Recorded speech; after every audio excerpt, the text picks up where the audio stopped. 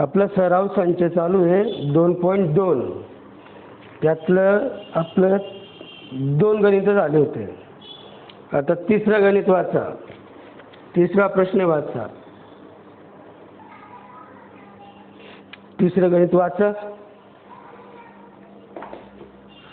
आकृती दिली तुम्हाला. काय काय माहिती दिली बघा, वाचा.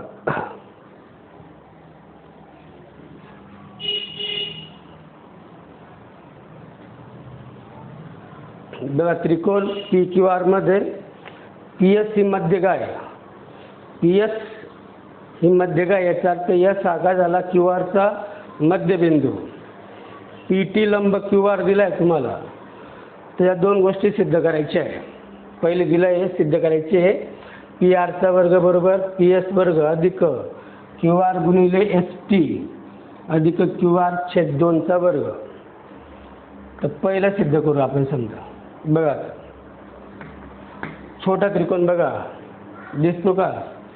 पी टी एस मध्ये त्रिकोण पी टी एस मध्ये मापकोन पी टी एस किती अंशाचा आहे, 90 अंशाचा. मग आपण या त्रिकोणात पायथागोरस वापरू शकतो.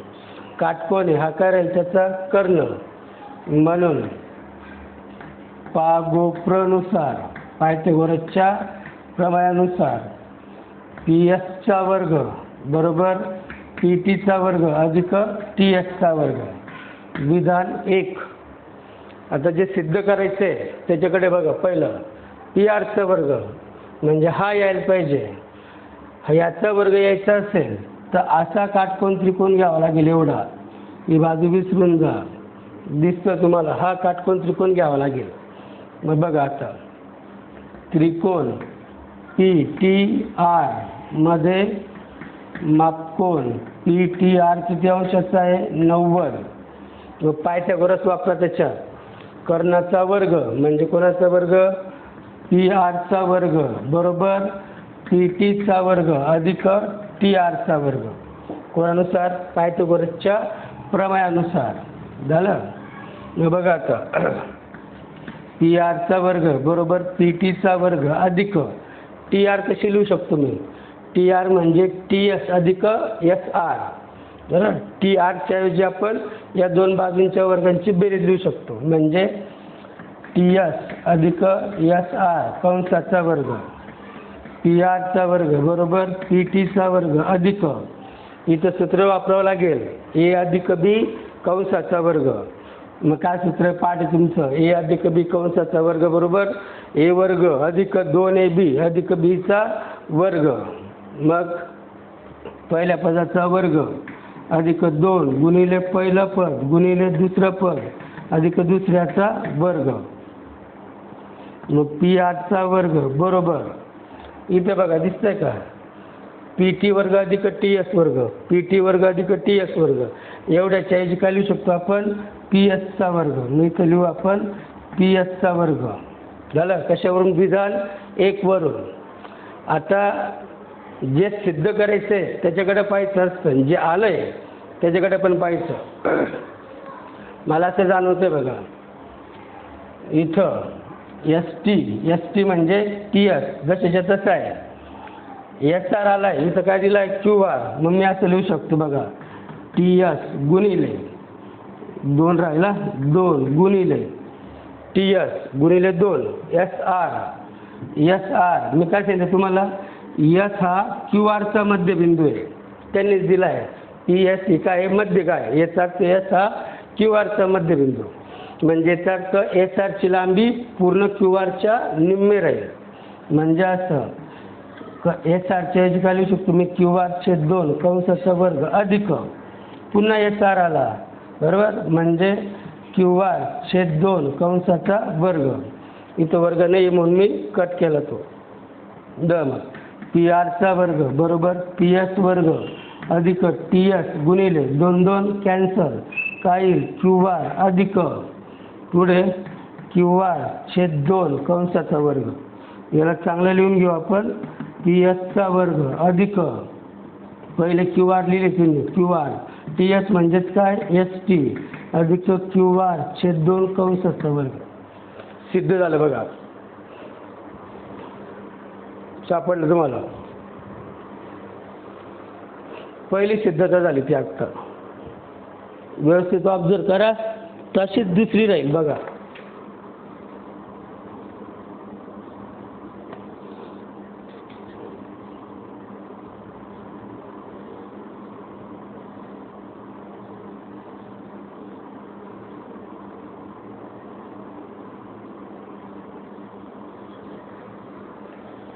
तर दुसरी सिद्धता बघा. काय सिद्ध करायचं तुम्हाला? पी क्यूचा वर्ग. पी क्यू वर्ग म्हणजे तर ही बाजू यायला पाहिजे. त्यासाठी हा काटकोन त्रिकोण दिसतोय मला, तुम्हाला पण दिसतोय. झालं. मग आता दुसरा त्रिकोण पी टी क्यू मध्ये मापकोन पी टी क्यू बरोबर 90 अंश. काय कराल मग? पायथागोरस वापरायचा. पी क्यूचा वर्ग बरोबर पी टीचा वर्ग अधिक क्यू टीचा वर्ग. पी क्यूचा वर्ग बरोबर पी टीचा वर्ग अधिक क्यू टी दिसतोय तुम्हाला. मी क्यू टीच्या ऐवजी काय लिहू शकतो? असं लिहू शकतो आपण. ही क्यू एस मधून काय वजा करू शकतो आपण? T S.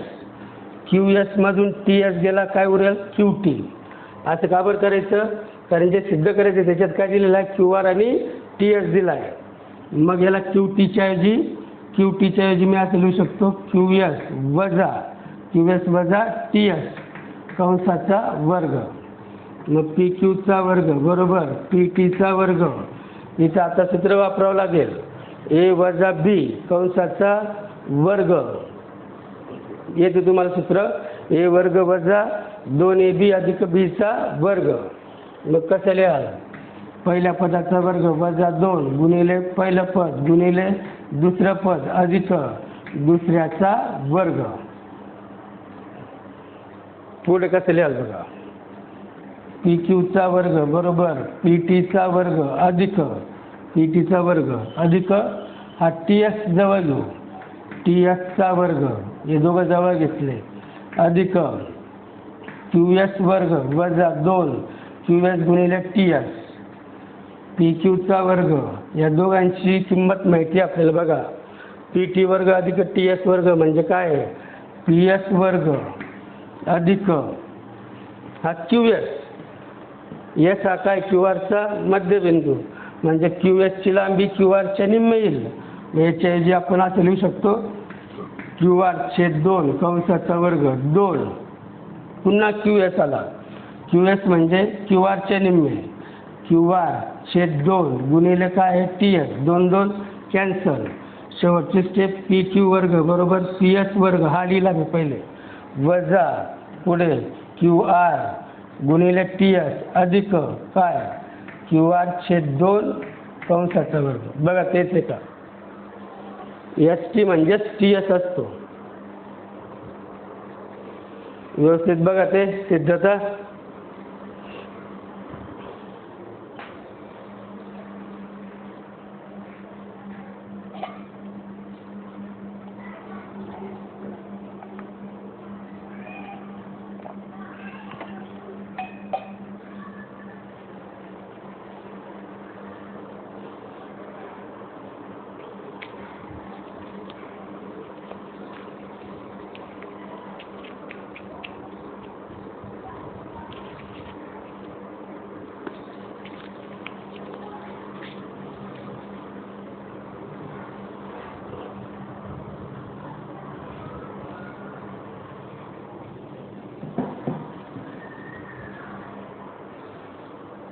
झालं. पुढचं उदाहरण वाचा मग. चौथं उदाहरण.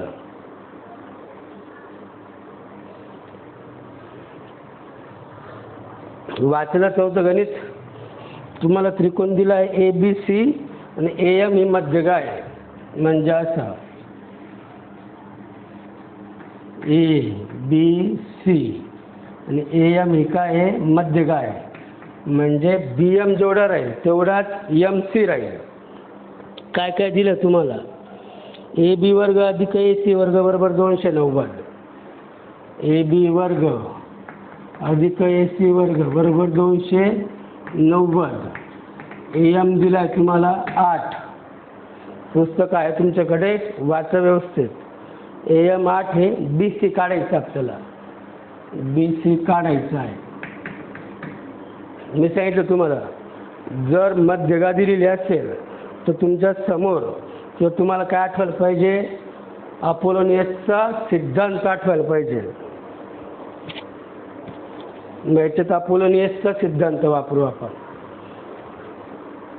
शिकवलंय आपण, 2 गणितं झाले, तुमचे सिद्धांत पण झालाय.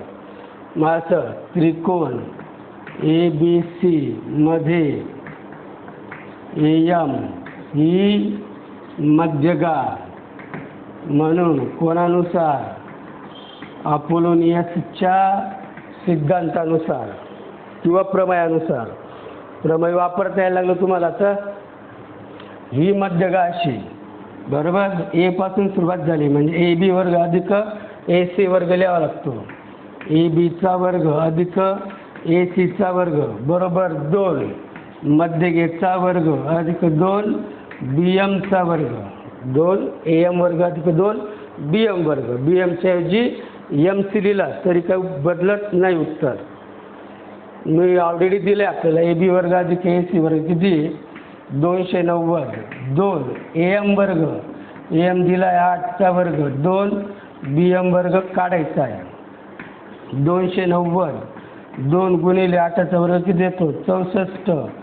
2 BM वर्ग झालं. असं 290 64 जुने किती होता, 128. 2 BM वर्ग, 128 इकडे आणला, प्लस इथं मायनस होईल म्हणजे 290 वजा 128. 2 BMचा वर्ग, 290 मधून 128 काढा, वजा बाकी येते तुम्हाला किती उरले, 162. करा वजा बाकी, 162. 2 BMचा वर्ग गुणिले इकडे त्यांना भागिले होईल तो, भागिले 2 BMचा वर्ग म्हणून BM वर्ग बरोबर 162 भागिले 2. भाग द्या, 2 8 16, 2 1 2. याचं वर्गमूळ घेतलं, 81चं वर्गमूळ 9 येतं. ही BMची लांबी आली. आपल्याला BC काढायची. मग असं लिहावं लागेल, M हा BCचा मध्यबिंदू. कसं राहील मग, BCची लांबी BMच्या दुप्पट राहील, 2 गुणिले BM. BC बरोबर 2 गुणिले BM 9. BC बरोबर 2 18. BCची लांबी 18.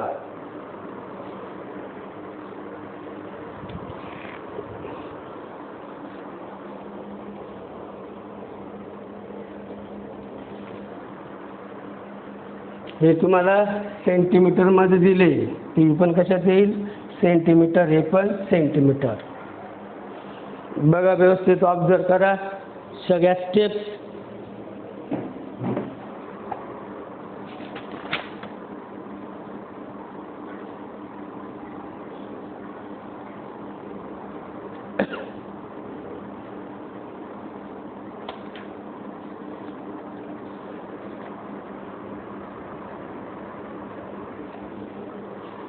शेवटचं जे गणित आहे 5वं ते कॅन्सल झालं आहे तुम्हाला.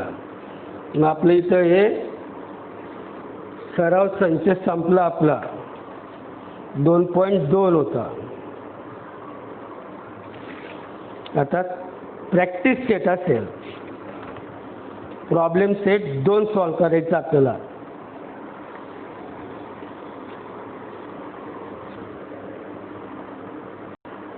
मग पुढे सराव संच पाहू आपण. सराव संचातले जे MCQ आहे ते तुम्हाला सॉल्व करायला देतो मी नेहमी. ते तुम्ही सोडवायचे. मी दुसऱ्या प्रश्नापासून सुरुवात करेन. दुसरा प्रश्न वाचा आता, प्रॉब्लेम सेट 2 मधला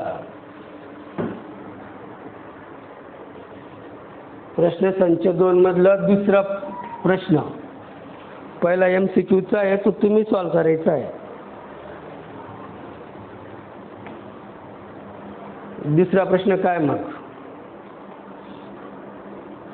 find the height of equilateral triangle having side 2a. समभुज त्रिकोणाची बाजू दिली तुम्हाला 2a, तर त्याची उंची काढायची. सोपी गोष्ट आहे. असा समभुज त्रिकोण असतो, तिघ बाजू काय असतात त्याच्या सारख्या असतात. समजा त्रिकोण कोणता आहे तो PQR, त्याची बाजू किती दिली तुम्हाला 2a, त्याची उंची काढायची म्हणजे अशी हाईट काढायची. हाईट म्हणजे इथं काय राहील लंब, यस नाव देऊ आपण समजा, तर उंची काढायची. मग असं त्रिकोण PQR हा काय आहे? इक्विलॅटरल ट्रायंगल, समभुज त्रिकोण. PQ जेवढा आहे तेवढाच QR राहील, तेवढाच PR आहे. सगळ्यांची बाजू किती दिली तुम्हाला 2a. का बरं? कोणता त्रिकोण आहे तो? समभुज त्रिकोण आहे.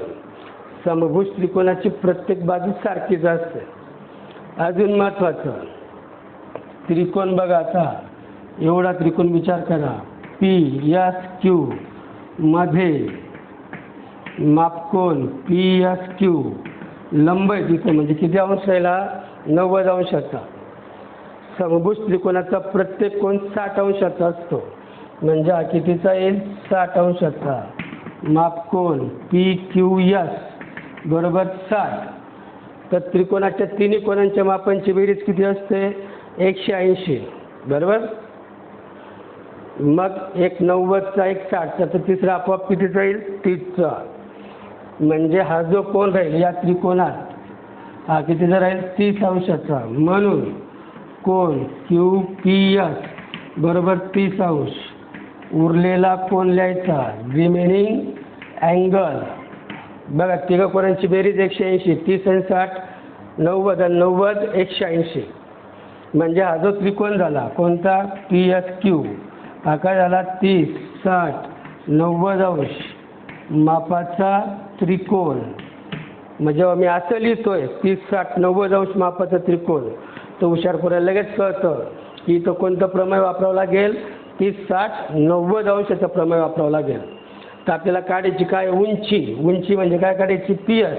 PS ही किती अंशासमोरची बाजू आहे? 60 अंशासमोरची बाजू ही कर्णाच्या कर्णित 3/2 पट असते. मात्र PS कर्णित 3/2 गुणिले कर्ण. कर्ण कोणता त्याचा? PQ.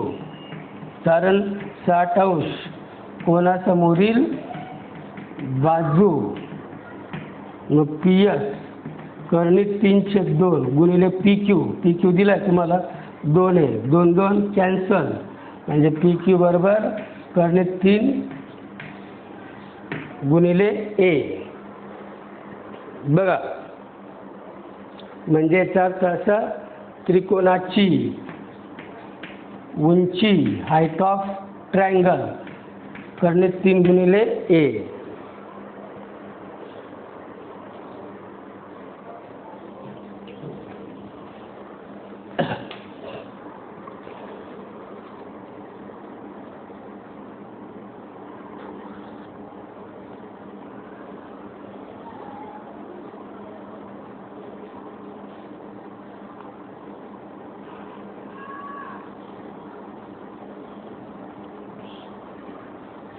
दुसरा प्रश्न वाचा.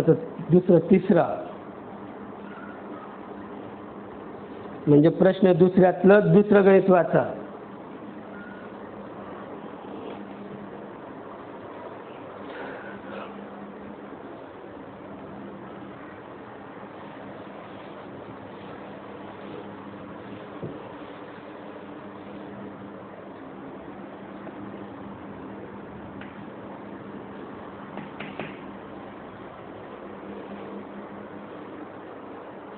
काय म्हणतो तो? 7 सेमी, 24 सेमी, 25 सेमी.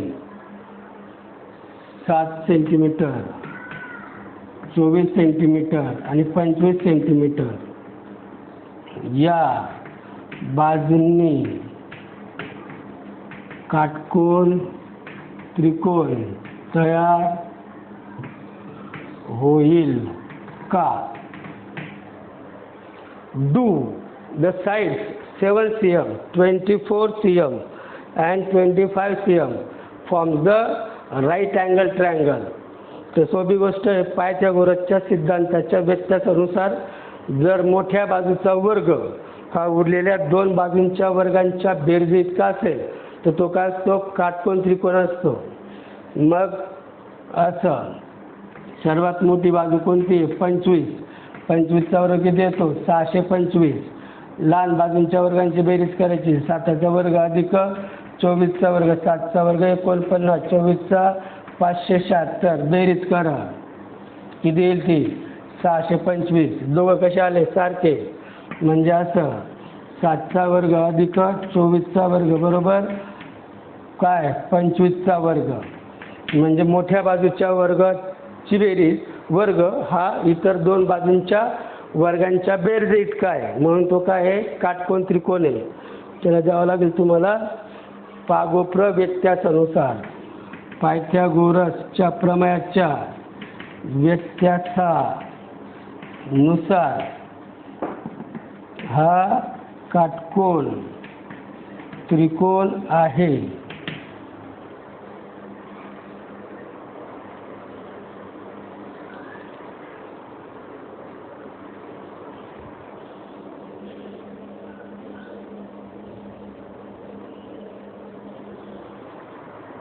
झालं. त्यातलं तिसरं उदाहरण वाचा आता. काय म्हणतो तो?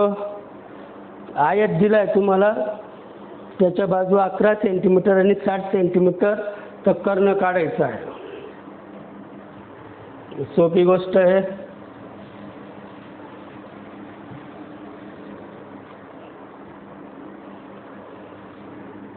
असा आयत दिलाय तुम्हाला.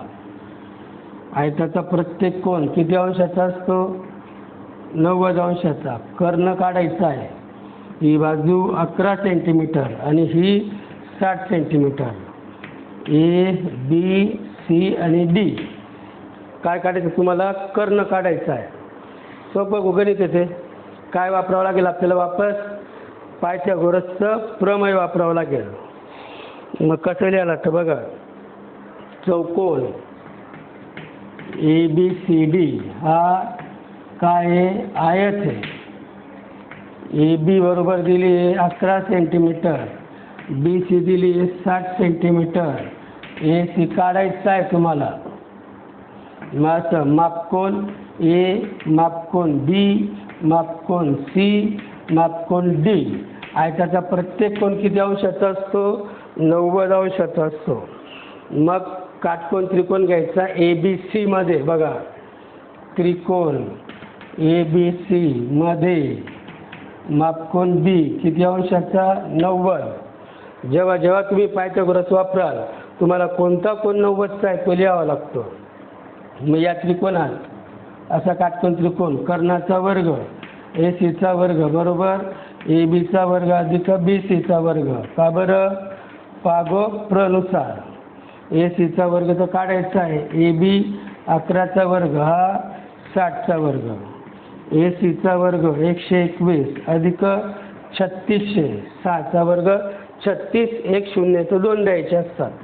ए सीचा वर्ग 3721 येईल बहुतेक. बेरीज करता येते तुम्हाला. चुकलेली दिसते ती मला बेरीज. तुम्ही करा बेरीज. बरोबर आहे का? बरं. मग कोणाचा वर्ग आहे ते शोधावं लागेल आपल्याला. 3721. तर 60च्या पुढची संख्या यायला पाहिजे. असं करू आपण. 61 गुणिले 61. 1 1 1 1 6 6 0 6 1 6 6 6 36. किती येईल बघा? 1 6 6 12. चला 1 6 1 7 3. कोणाचा वर्ग मग तो? 61चा. मग वर्गमूळ घेऊ. ए सीचा वर्गमूळ आणि हा 61 सेंटीमीटर. म्हणजे त्या आयताचा कर्ण आला 61 सेंटीमीटर. बघा व्यवस्थित.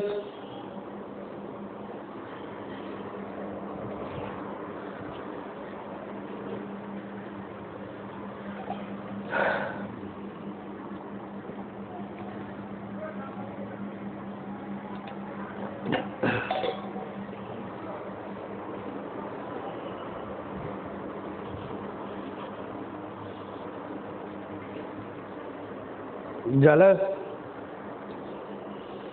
चौथं गणित वाचा आता.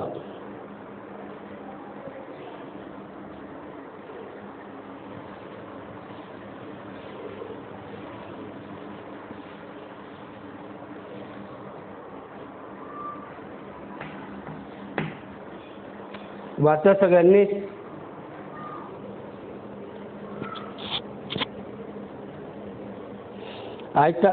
काटकोन त्रिकोणाचा कर्ण काढायचा आहे की ज्याच्या बाजू किती आहे, 9 आणि 12.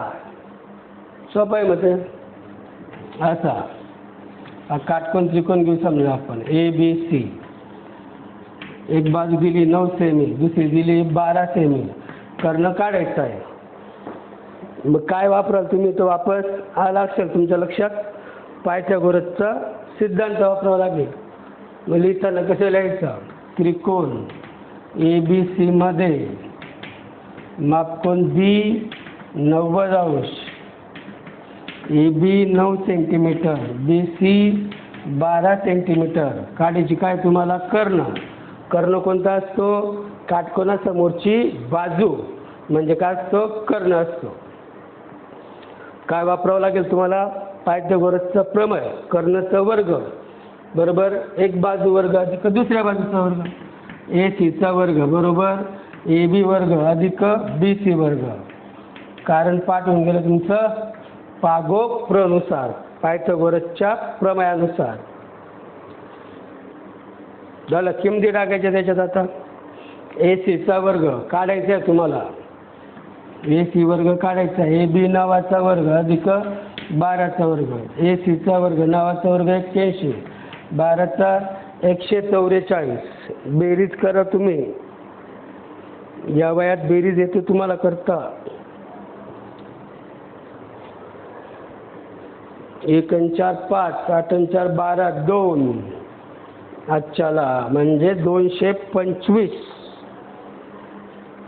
मग AC वर्ग बरोबर 225 वर्गमूळ घेतलं किती येईल? 15 सेंटीमीटर. म्हणून काटकोन त्रिकोणाचा कर्ण किती येईल? 15 सेंटीमीटर. बघा व्यवस्थित.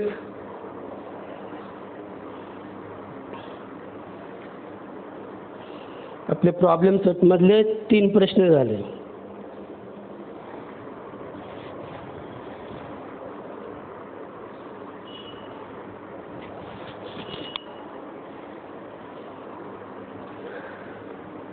या प्रकरणात तुम्ही जे जे शिकले होते ते सर्व पाठ करून टाका. 30 60 90 अंशाचा प्रमेय पाठ करावा लागेल. 45 45 90चं पायथागोरसचा सिद्धांत, सिद्धांताचा व्यत्यास, अपोलोनियसचा सिद्धांत, हे सगळे पाठ पाहिजे तुमचे. म्हणजे आता प्रॉब्लेम सेट मग सोपा जाईल. प्रश्न संच सोडवायला सोपा जाईल तो. मी तुम्हाला मागच्या व्हिडिओमध्ये पण सूचना दिली होती की तुमचा 16 ऑगस्ट ते 16 सप्टेंबर महिना भरलेला आहे. तुम्हाला मी फी जमा करायला लावतोय. आता 15 दिवस जास्तीचे होऊन गेले. व्हिडिओ तुम्ही रोज मागता बरोबर. मी पाठवतो पण तुम्हाला उलट एका तासापेक्षा जास्त शिकवत होते. त्या व्हिडिओमध्ये टाईमपास होत नाही. तुम्ही स्वतःहून कोणी फी द्यायला तयार होत नाही. तर तुम्ही फी जर नाही पाठवली नाईलाज होऊन जाईल माझा. तुम्ही बघा आता. तर पुढच्या 2 दिवसात तुम्ही तुमची फी घरी येऊन जमा करून जाणे.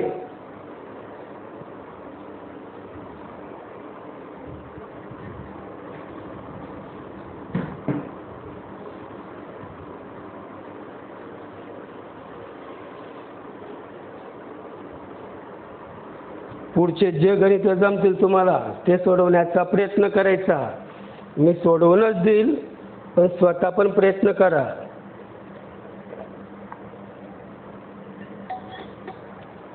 मी कितीही डान्स केला म्हणून तुम्हाला डान्स येणार नाही. कमर तुम्हाला चालवावी लागेल.